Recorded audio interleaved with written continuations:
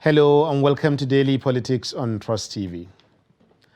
On this program, we discuss issues around politics, policy, and governance. My name is Suleiman. In a way, we have now more or less entered the general election season. In the last week, primaries for states and federal elective offices were conducted across the political parties. Accordingly, candidates for state houses of assembly, for the Senate and House of Representatives, for governors of the 36 states, have emerged for the ruling APC, the main opposition PDP, and 16 other parties in the country. And the highlight of the primary season was election of former Vice President Alhaji Atiku Abubakar as the presidential flag bearer of the People's Democratic Party PDP at the party's special national convention held during the weekend. Atiku polled 371 delegate votes to defeat nearest rival, Governor of Rivers State, Nyesom Wike, who scored 237 votes. Other notable aspirants include former Senate President and two-time Governor of Kwara State, Bukola Saraki, Governor of Bauchi State, Senator Bala Muhammad, Udom Emmanuel, who is the Governor of Akwa Ibom State, and 7 others. 3 aspirants withdrew from the race just before voting commenced, including, of course, the last-minute withdrawal by Aminu Tambuwal, the Sokoto State Governor. So tonight on the program, we will be looking at the outcome of the PDP Special Convention, the intrigues, and of course, matters arising from the emergence of Atiku as the party's flag bearer. With me in the studio to discuss these issues is Dr. Kath Onunuju, who has been here a few times, and who is also a member of the PDP and public affairs analyst. Also with me is Ahmad Adamu, the special advisor to the former vice president and the presidential candidate of the PDP on youth and strategy. You're most welcome, sir. Thank you so much. Thank you. We'll take a minute. When we return from this short break, we'll be right on to it, and we'll look into what it means to have Atiku as the presidential flag bearer of the PDP, and then other matters arising from it. Stay with us.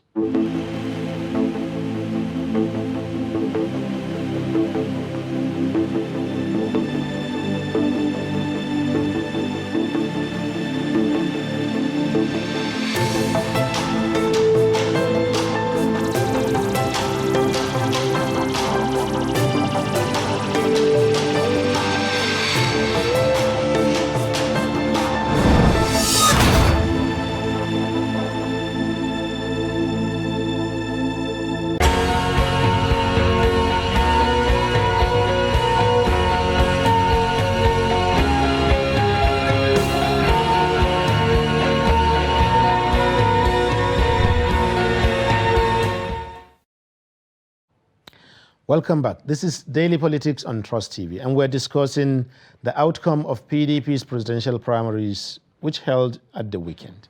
So let me begin with you, Mali Ahmed.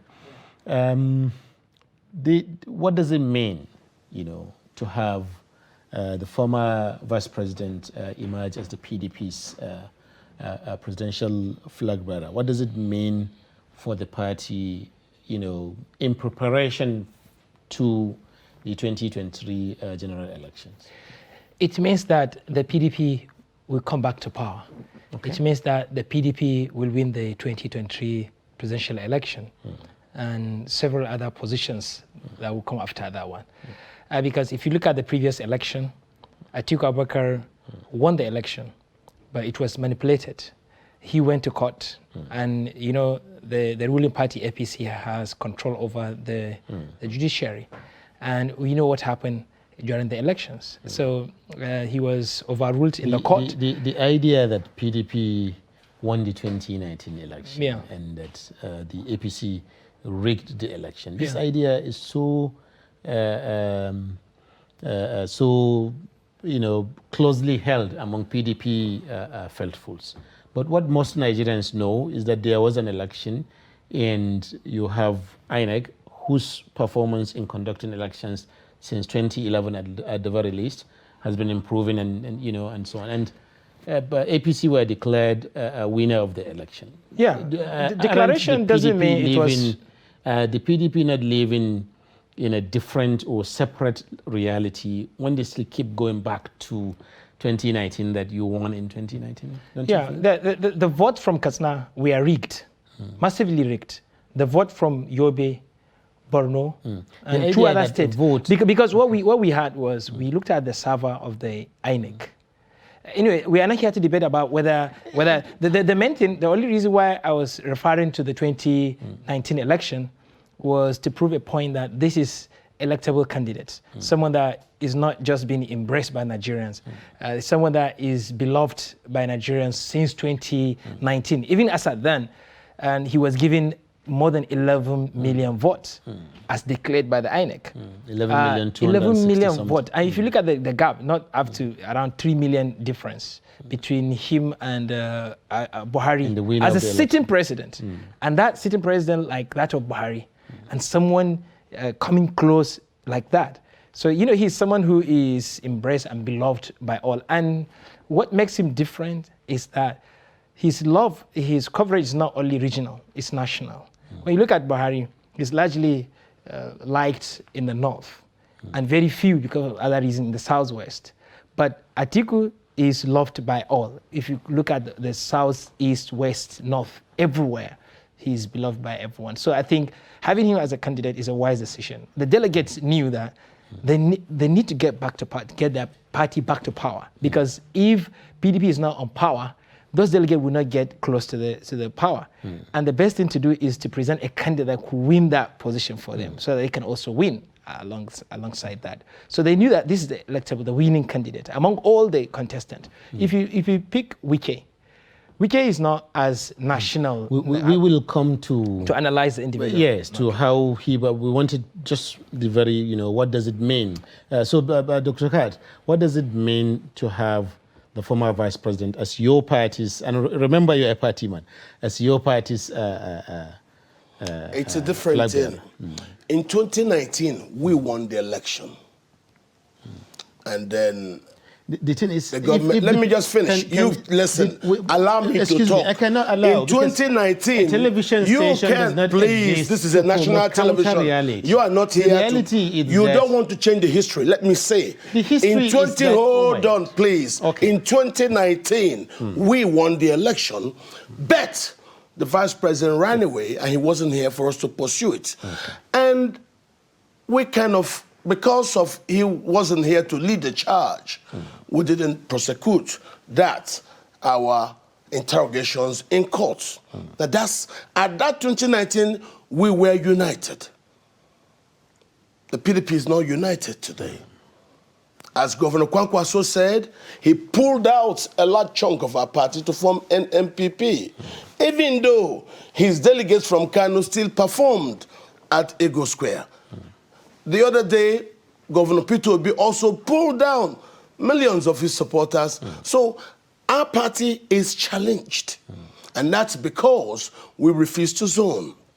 As I'm speaking to you, Governor Wike has not yet congratulated him, even though this morning, Elijah Atiku went to him and other people to try to make peace. So what I'm telling you is, the 2019 is not the same. And about the numbers you called, when Atiku ran on ACN, he didn't have the number. The numbers are PDP numbers. When you run with a party like PDP that's everywhere, people bring their own. And it works. It wasn't Atiku numbers, it was the PDP numbers, because when he ran on ACN, he didn't get such numbers. Absolutely. The PDP has a formidable vote-catching machines. We have about 119,000 polling booths, and PDP is spreading all those in up to 8,800 plus political wards in the 774 local government. So we have that spread, and the ACN didn't have that spread. So if he runs with a different party, he wouldn't get it. So we have had problems in the party about zoning, and that's where a lot of that implosion came. When my party refused to zone because we were foundationally founded upon zoning. And that has been at the very heart of the current divide we have today in the party. Malamed, I think that's both of you are party members. Yeah. But clearly from how the two of you view the emergence of the former Vice President Atiku Abubakar as the presidential flag bearer of the party, it's clear that you have different views about it, that you come from different persuasions within the same political party. So for your side, as someone who is a special assistant to Atiku himself, how do you view sentiments and feelings such as those expressed by Dr. Kath regarding zoning, regarding disunity, and so on and so forth in a general election? Yeah. Before I talk about the zoning, when you talk about the numbers, belongs to who? It's just like a football team. You have big players like Messi, Ronaldo in your team, and you're playing a match, and you're losing the match. Perhaps you might think, oh, because you don't have the best players. And when you put forward the best players, you say because, you have the best players, you have the best squad. How many times you see the coaches putting the wrong place and losing the matches? So even PDP, despite the spread, the powers and the representations the PDP have or has at the grassroots, it wouldn't work without the best candidate. And we knew the power of people like Atiku being the flag bearer. He's a financier. He's someone who can put money on the table to fund the election. We knew how much he gave to delegates, to candidates, in that election. He supported the party, and everyone rallied behind him because he's a unifier. He can be followed by anyone in the party. There's some candidate that some people within the party could not follow them, but he's someone that everyone can come under his roof. But what he is saying, what Dr. Kurt is pointing at two issues that would germane to the PDP. That the demand for zoning, since the beginning of this campaign, this election cycle, the issue of zoning has been quite strong in the PDP, until the 37-man committee headed by the governor of Benue State, Otom, decided that there is no need for zoning. You are throwing the presidential race open to every candidate. But that did not bury the issue of zoning. People still continue to talk about it. And even now, those sentiments. So how do you hope to deal with these issues I think as you move along? The Atiku's emergence has neutralized that debate about zoning because he's everyone's candidate. He's not a northern candidate. He was voted by virtually every part of this country. He was voted by delegates from south, southeast, southwest, north, everywhere. And he's someone that you cannot point and say, he's a northerner. He's from Adamano. He's everywhere. He even married from Lagos. His first wife is a Yoruba. He has a wife from Igbo origin, Fulani, Hausa origin. The election has been done. And he is someone that does not discriminate. So if you are afraid that you want this position to be zoned to your place because you want fairness, you don't want to be discriminated. He doesn't discriminate. And he's the unifier, the one that is trying to unify the country. And that's the only person that you need to give the chance to unify. When people are even talking about zoning, then there is no unity. People should be thinking, whoever is the leader should be the leader because there is fairness. And that's what he's trying to do, to unite the party. And that's why he's visiting all the candidates. Hey, it's not me. In a way, the special assistant has a point. That the idea of zoning has already been decided by a party committee. No, let me finish. By a party committee. And following that, an election was conducted on the basis of the decision of that party committee, and an outcome has emerged from that election. Doesn't that settle the zoning? The party is back to 2015. Okay. These things are emotional things. Yes, we were brushed, and some people say compromise into allowing it to stay. Now, Kwankwaso has gone off with millions of his followers. Peter Obi has gone off with millions of his followers. And you think the party is still together? No, it's not. So that's why I'm telling you, these things that led us to where we are today, the PDP is more divided than it was in 2011. The APC are in power and can throw carrots to solve things. But some We're people not would there. say that that division did not manifest in the party's primaries. The party's primaries were money-based things. The quite, primaries were money-based, mercantile thing. As you saw, a candidate bring 10,000, another one bring 15,000, another bring 5,000. They simply share money. And that's what you saw President Goodluck, Mr. Hayatuddin, and P2B complained against. The monetization of our primary process makes it flawed. And that's why you see Atiku can run to Dubai for 2 years, 8 months, come back and use money to buy the delegates. So something is wrong in that. And you're talking about less than 1,000 people. So the emotions that led to the divisions in the party, how do you cure that going into election? This is the problem. I'm not here to chant party man. I'm a party man. I don't work for anybody. But I'm telling it to you the way it is. Today, my party has imploded. Whether you like it or not, Kwankwaso is there doing NMPP. And if you think he's nobody, you're just deceiving yourself. P2B is there doing Labour Party. All those emotions take away from the initial support that our party have. How do we fix the house going forward? Not to chant is this, is that. It's not. I think it doesn't have, in our own thoughts, the courage the leadership needed. You delete a tweet. What's that for? So, no, we will come to all these issues. Some people would feel that, I want us to steer beyond the issue of division, because for most Nigerians, they saw primaries that were transparent, that were confidence boosting, in the party, particularly for us in the media as observers, Yeah. But to go beyond that, the withdrawal of candidates, particularly Muhammad Ayatuddin, the withdrawal of Dele Momodu, the other. No, we'll come to, and Tambuwal. So to what extent does that strengthen the candidacy of the eventual winner of that election? Yeah, left alone, Atiku will have still won that election, because look at other candidates, the votes they got, very, very minor, very insignificant numbers. And Atiku has won the election with more than 150 something votes. So if you give Tambuwal how much this guy got, Saraki, maybe 70 votes, remove 70 out of that, you still have 140, remove the 40 distributed among those other people. Atiku have still won by more than 100 votes. And Atiku traveled abroad to study. He went there to do his master's, 2-year master's. He wasn't just in Dubai. And he came fully prepared. And that's why these people say, oh, he's really educated, he's well learned, and let's give him the chance.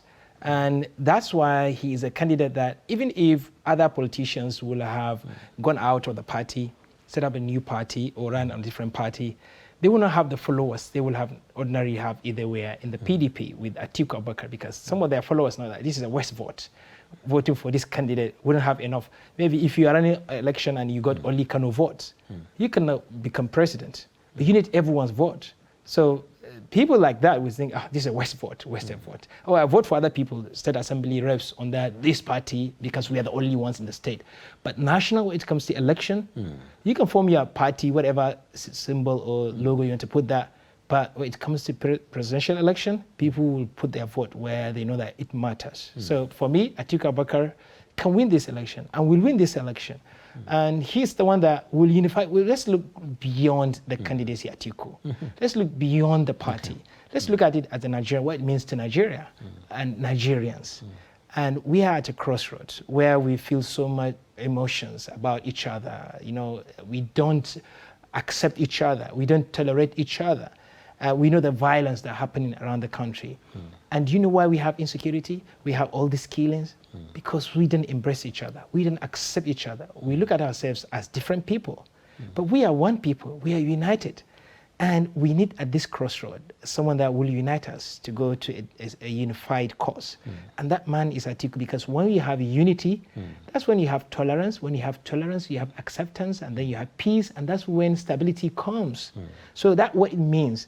If there's stability, everyone is making money, our temper, our emotions will go down. We start to outlook the differences. But when people are so much angry and tempered, because sometimes it might be because of poverty, and lack of prosperity, they don't have a job to do, and they think everything is in the politics. If they cannot get the politics, they have lost everything. So that's what the hope that Atiku Abubakar wants to restore to the minds of the Nigerians. Thank you. So but that's quite a statement from the Special Advisor Ahmad Adamu.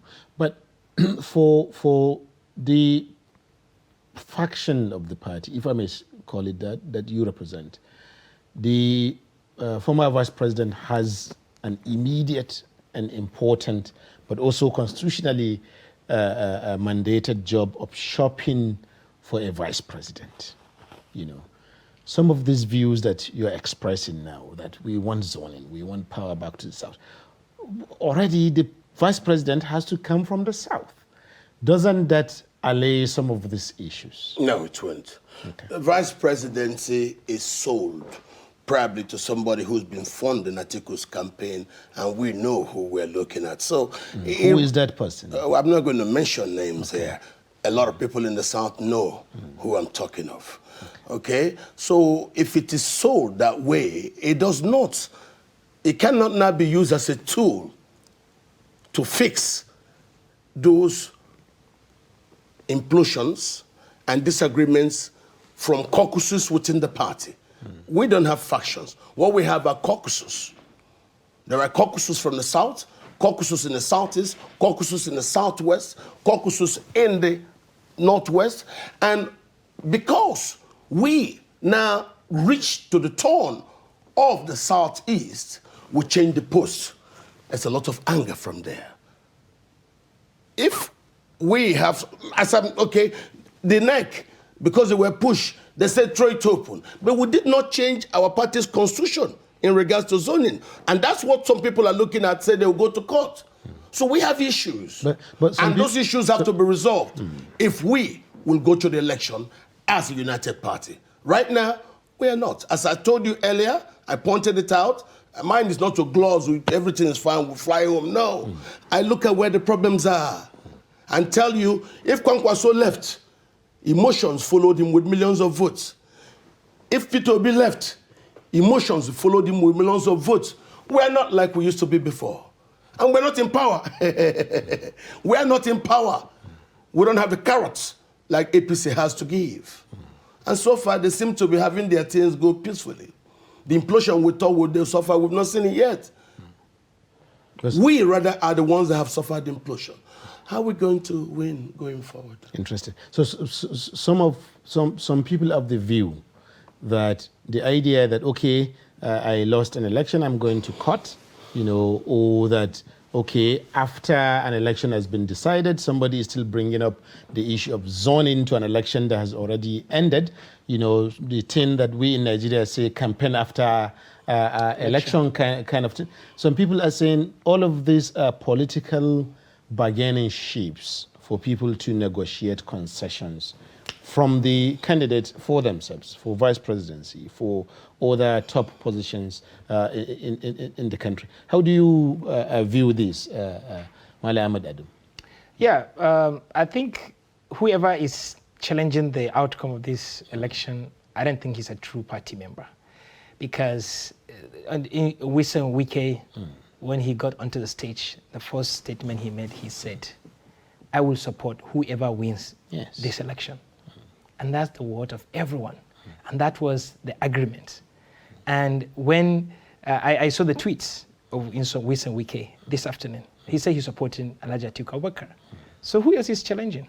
And he's the second, he's the nearest. Runner. He's the one with any probable chance of even coming close. I have not read anywhere or heard it anywhere where some people are challenging the outcome. We are as united as ever before, today as I speak, because the fierce fight was between Wike and Atiku.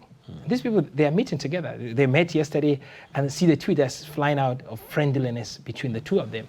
And when we are talking about financing the election, people from the South, someone supporting financing Atiku. Come on, everyone knows Atiku is financially independent. And he was not the best financier of this election. He was not the best candidate that gave the highest bidder, if you like. He wasn't the candidate that gave the highest money. He wasn't. And there was no single person from the South, whoever, and I challenge whoever, no one has ever supported Atiku Abubakar financially before the primary election. Atiku Abubakar, he was the one who funded his election. And if someone will have done that, at what price? Thank you very much. So, Dr. Saka, how do you see the race or the shopping, if you like, for vice president? How do you see that one playing out for the running mates, playing out, not only for Atiku, but for the party as a whole? I don't know. Okay. I can't say much about that. The issue of vice presidency is a collective decision. The last time when Atiku chose somebody, most governors were not happy because they thought he didn't consult. That's when he chose Peter Obi, you mean? Yes. Okay. Some governors weren't okay with that because they say he didn't consult. That is not anybody's game. It's normally a game very close to the heart of the candidates. You will want to pick somebody who you can work with, not just anybody. There are politicians that are known there that cannot work as number two. No, they would probably like to outplay or become so cantankerous they just would not have a peaceful working relationship with whoever the boss is, no matter how they pretend to be.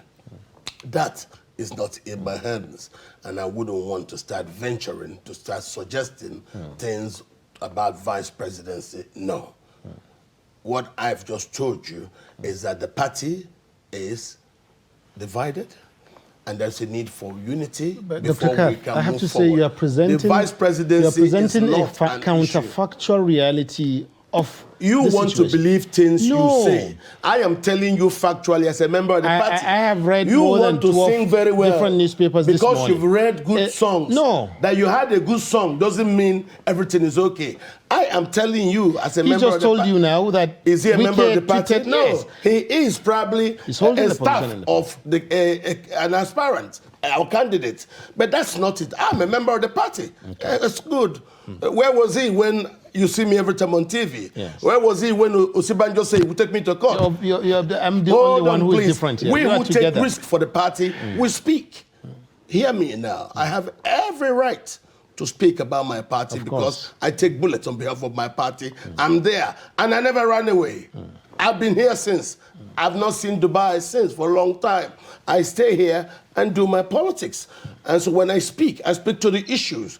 I'm telling you right now, despite the drama you saw at the stadium, the party is not okay. That's why you saw Atiku traveling around to try to meet people because he knows tempers are flared. I'm telling you here, you're telling me that the music is fine. So that trip, those trips that he's been making. Those are the beginning trips. There are more trips to do because as Kwankwaso left, there is a lot of emotions that left with him. As Peter Obi left, there are emotions that left with that. Those are the things I'm looking at. Are you seeking to that the presidential flag bearer for your party or the National Working Committee or the chairman of the party should be looking to bring back people who have already left to become part of other political parties? I am very sure that... Kwankwaso back to the one PDP? minute. It's or not bring to bring Kwankwaso back. Peter Obi back to the PDP? Kwankwaso is in NMPP. What strategy would... But Kwankwaso sent the delegates from Kano to the stadium. You understand that game? But So Kwankwaso's party, the chairman of NNPP, Kwankwaso's party, actually released a statement saying that they did not have any hand or anything to do with Good. Unknown PDP's to you, delegates. they still control He the said structure of the PDP. I'm telling my party now, they control the structure of the PDP in Kano State. Do you know that? Good, I'm not telling it to you. Kwankwaso still controls the structure of our party in Kano State. Okay. And that's why, so even if a man walks away, his doors have. That's why you saw Kwankwaso's people came and voted. I'm not telling you that those who are not happy across the country, we have a lot of work to do to situate them before we say we move forward. It's not hooray yet. Thank you. So I think maybe this gives us a good opportunity to take a short break. When we return, we'll continue with our discussion on the outcomes of the People's Democratic Party presidential primaries, which held on Saturday and Sunday last week. Stay with us. We'll be right back.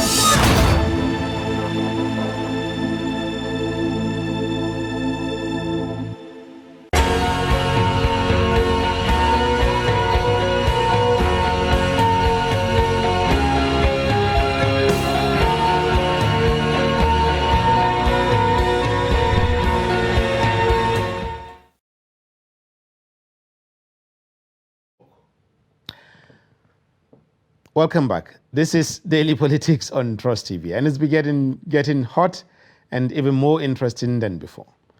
We resume with our discussion on the outcome of the PDP's presidential primary. So let's go beyond those issues, and certainly you're going to have enough time to talk as you have been talking, not only on this occasion. If you allow me to have enough time. I will try.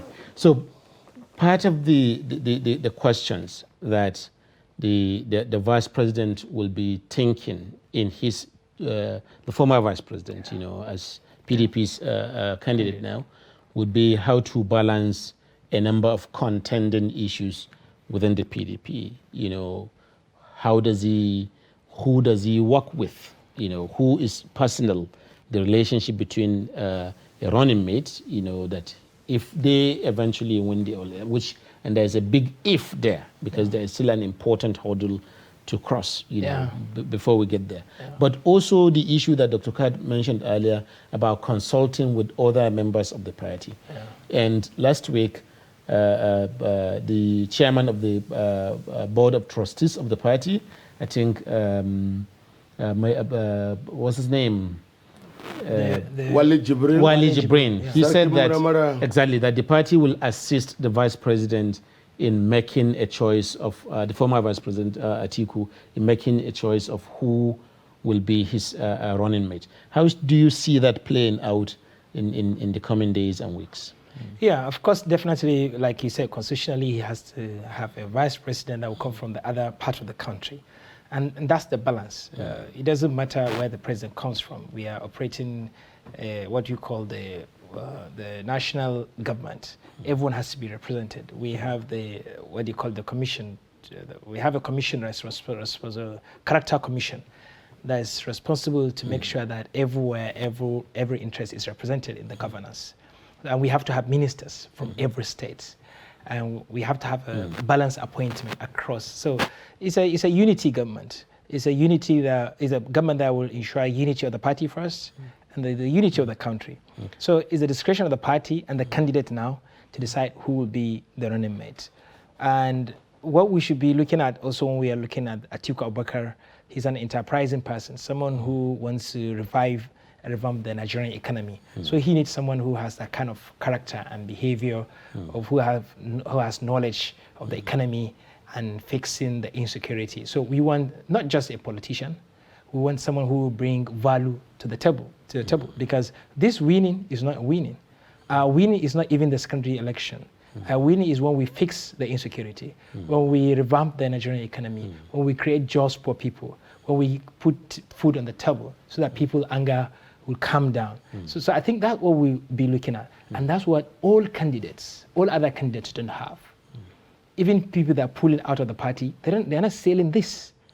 But what Atiku Abubakar is selling is the future of the country, uniting the country. Because if there's no unity, there is no peace. There is no peace, there is no economy. And people that are pulling out of the party, they are pulling out because of their personal interests, either because they want to contest, or their in-laws want to contest, or their brothers want to contest, or they want to fix their states, but not the party at national, not the election at national. The presidential election, all other parties will vote for Atiku Abubakar, even in the APC, because there are a lot of tensions in the APC now. Now we have already decided, we have already drawn our candidate. It's from the north, Atiku Abubakar. And there is no any candidates in APC now, the ones that bought their forms, that could defeat Atiku Abubakar easily, despite the power. We will come shortly to discussions around how your party will square off with the ruling APC in the presidential election shortly. But let's talk just one final question on this vice presidents, because it's the next most important thing, for your party now. You already have a presidential candidate, and then you need a running mate, and then to begin the process of maybe healing the wounds of, which in his remarks during in his acceptance speech, he was the primacy of his speech, actually.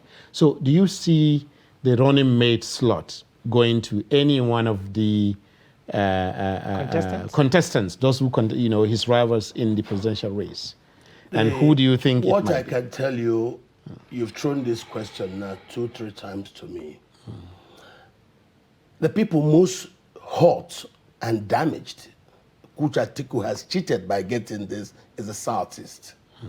I say that plainly, I'm a party man.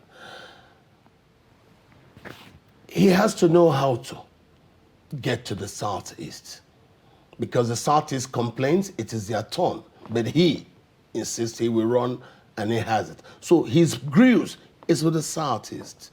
If he wants people to situate, beg, talk to, cajole, it is the Southeast. Nobody gave Atiku more votes in the 2019 election than people of the Southeast, spread all over the country. He got more votes in the South than he got from the North. Don't forget that. Don't forget that.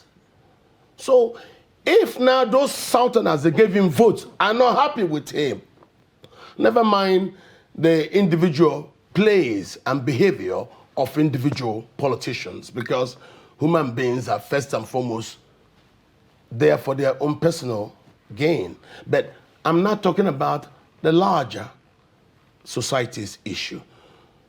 Only he knows how he can appeal to the Southeast, who believe that it is their turn, and because of his insistence, the goalpost was shifted. Those are the people that he has to find a way to ameliorate their hurt. Any other person is secondary. If he wants to unite the party, that's where he will start from. Any other thing apart from that, it doesn't really work, because we are going to an election. It's an election. You can get an individual politician to do something for you. That politician cannot buy the emotions of people. Take that from me. And when people decide based on it, just like in 2015, the Northerners were emotional that it is their turn. And when we didn't, because of Goodluck's interest, they stayed in the party and did anti-party. It is the same blood that runs in those Northerners that did that. That's also in the Southerners who today feel aggrieved. They're same human beings. There is no magic wand that say, no, the way Abdul behaved, Stephen won't behave so. It's not true. We're all humans. That's why I tell you we're back to the emotions of 2015. And that's where we say... Certainly the 2020, the election is not going... The general election is not the same as will not be decided by 700 delegates. To be decided by millions of people. Very good. From across the country, which is the issue here. But don't you... the idea that the people most aggrieved now is people from the Southeast, which is quite understandable, isn't it? But how does that square off or relate to the idea of Peter Obi, who was Atiku's running mate in 2019, where they scored the 11 million votes that you said, and who actually attended Atiku's declaration for the presidency in this very election cycle, even after and he was himself, the first to congratulate even Atiku. after he and was the first to where does that leave these emotions and Southeast and all of that if he had been in the party now, wouldn't that have offered the party a strong leg into the presidency now? Well, he's not the only person from the Southeast that bought form. Don't forget that. He's also not the only person in the Southeast that is close to the presidential candidate. As the gentleman said earlier, the country practices federal character.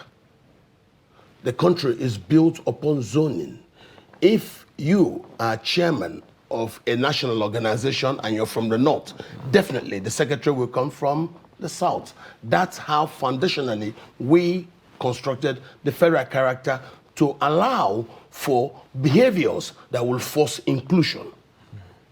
Now, it is wrong for you now to get inclusion and the few who are at the top seize it and don't want others to also practice that which brought them advantage. And this is where this is. So if you look at individual politicians, no. Look at the emotions of the zones. Peter Obi wouldn't have left because Peter Obi is a friend and personal friend of Vice President Atiku Abubakar. Till tomorrow they are. Till tomorrow, as he rightly said, he went for the man declaration, but he had a lot of pressure from the Igbo nation that if it got to our turn and they now shift the goalpost, we must act to show we're not happy. So, yes, I also understand Kwankwaso's behavior, which he rightly said. He pulled out, Peter pulled out, and that's why I tell you, a lot of the strengths we have, take it from me. If Kwankwaso run, as I know he will run, wherever he is, NMPP, Hausas in Lagos will vote for him. We will come to that. Some people, we will act to show that we're angry. Some people will interpret that as throwing the baby away with the bathwater.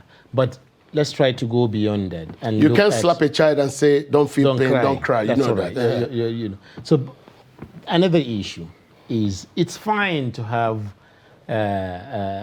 Atiku Abubakar as the PDP presidential candidate, regardless of how much work he still needs to do within the party. Most Nigerians who are not PDP members don't have any interest in that. Their interest is in how he squares off with or compares with the candidates who may emerge from the Other APC, parties. as well as 17 other political parties. in 16 other political parties in the country.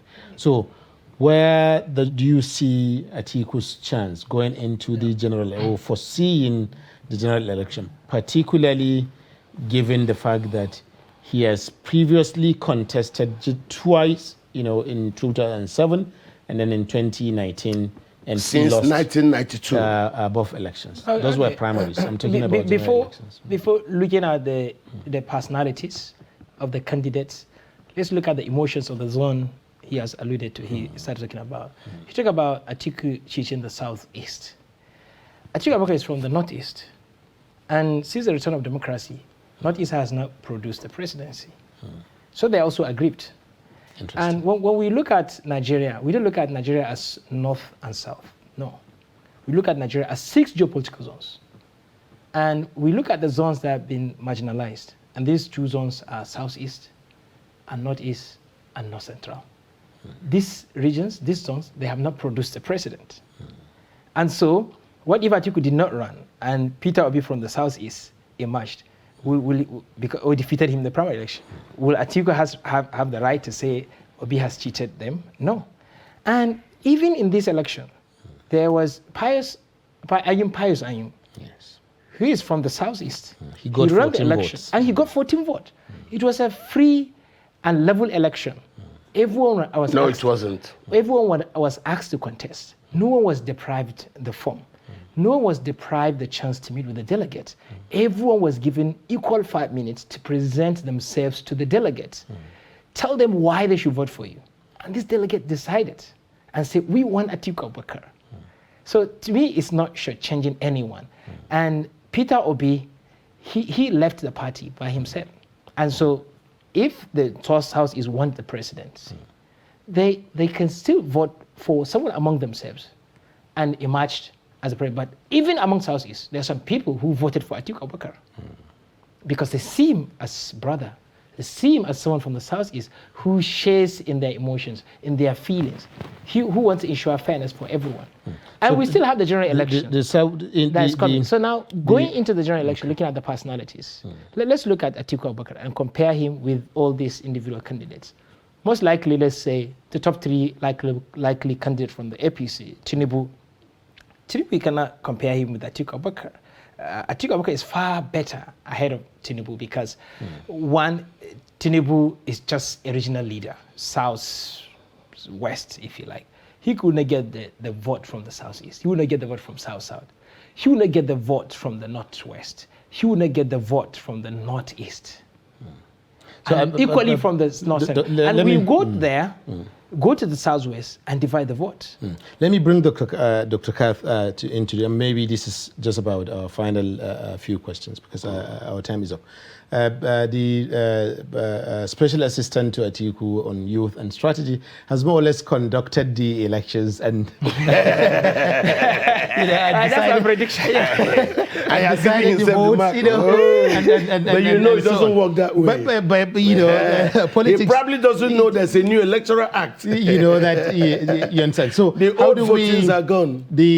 How do we, see the PDP going into the general election in relation to the other parties? As a final question. Yes. Well, I will always want my party to win, but I have come now to sound notes of warning as to these are the undercurrents we have in the party.